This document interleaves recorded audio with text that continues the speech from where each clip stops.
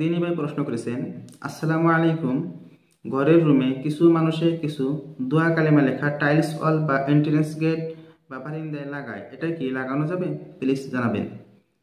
ওয়ালাইকুম আসসালাম ওয়া রাহমাতুল্লাহি ওয়া বারাকাতুহু। প্রিয় প্রশ্নকারী ভাই, এই মাসলাটি নিয়ে উলামায়ে কিরামদের মধ্যে মতভেদ রয়েছে। কিছু উলামায়ে কিরাম কোরআনে কারিমের আয়াত মেন গেটে বা ঘরের রুমের ওয়ালে লাগাতে নিষেধ করেছেন, আবার কিছু উলামায়ে কিরাম লাগানোর কথা বৈধ বলেছেন। সুতরাং হানাফি মুযহাব মতে কোরআনে কারিমের আয়াত, আয়াতুল কুরসি বা অন্য কোনো দোয়া ঘরের ওয়ালে বা ঘরের রুমে লাগানো বৈধ রয়েছে।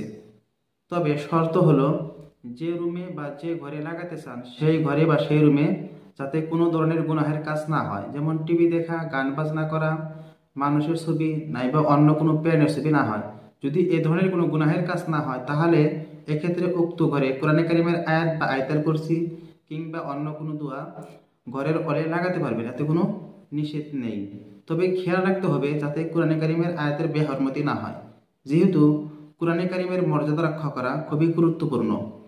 আর যদি কোরআনে কারিমের বেহরমতি হওয়ার সম্ভাবনা থাকে তাহলে এক্ষেত্রে লাগানো যাবে না। এই মাসলাটি লিখেছেন আহসানুল ফাতোয়া ৮ নং খণ্ড ২৩ নং পৃষ্ঠায়। আশা করি প্রিয় প্রশ্নকারী ভাই আপনি আপনার প্রশ্ন জবাব পেয়েছেন। ওয়া আখিরু দাওয়ানা আনিল হামদুলিল্লাহি রাব্বিল আলামিন।